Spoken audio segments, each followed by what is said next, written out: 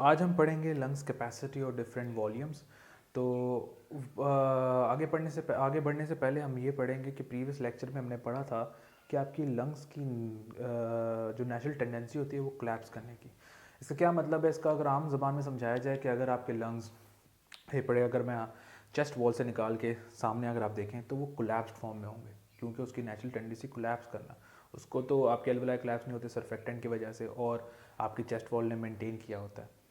तो अगर अब ये सवाल उठता है कि आपके अगर लंग्स कोलैप्स फॉर्म में होंगे तो आप अगर लंग्स निकाल दिया जाए तो चेस्ट वॉल क्या होगा? चेस्ट वॉल नॉर्मल रहेगी, इनवर्ड मूवमेंट करेगी या एक्सपैंड होगी?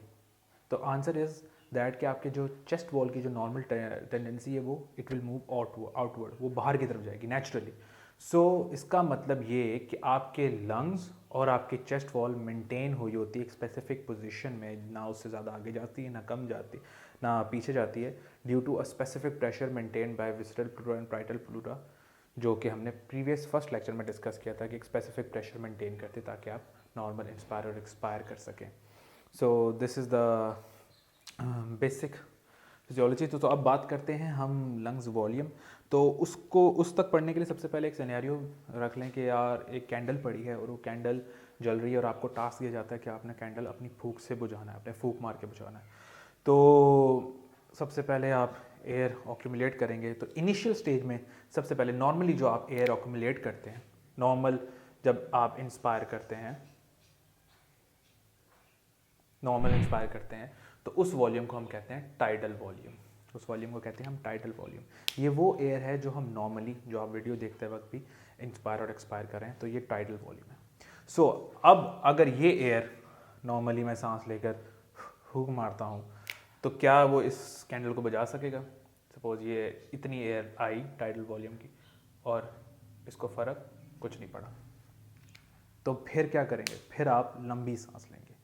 तो लंबी सांस लेंगे, जो मैक्सिमम एयर आप इंस्पायर करेंगे, लाइक अभी हमने पढ़ा ये हो गई tidal volume.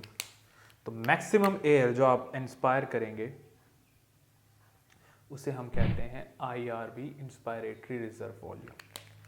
Inspiratory reserve volume, ये था टाइडल वॉल्यूम था। तो ये एयर जब आप फुल इंस्पायर करेंगे तो क्या होगा? तो क्या कैंडल बुझेगी? तब तो हम देखते हैं, हमने फूंक मारी,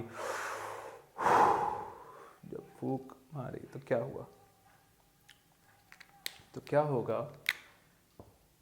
तो हम देखते हैं इट इज़ फ्लक्चरिंग, यानी ये एयर, ये जो कैंडल है ये बुझी नहीं है बट नियर टू के बुझने के बहुत ही करीब है।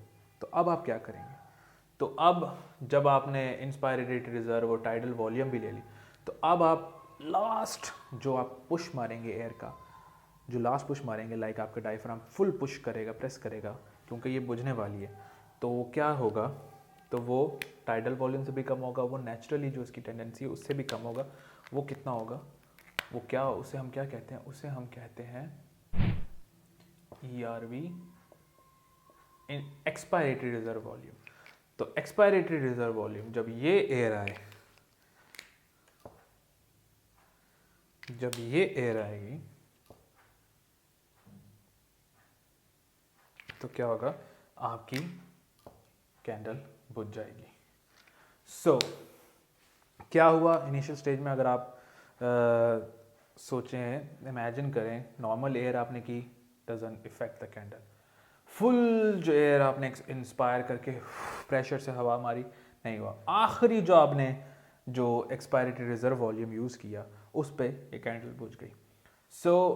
इस सिनेरियो में कैंडल बुझाना इंपॉर्टेंट नहीं है, इंपॉर्टेंट है आपके टर्म्स याद करना। Tidal volume, inspiratory reserve volume जो बकिया होती है आपके ड्यूरिंग इंस्पायरेशन, और एक्सपायरेटरी रिजर्व वॉल्यूम जो मैक्सिमम एयर आप एक्सपायर करते हैं विद द फोर्स।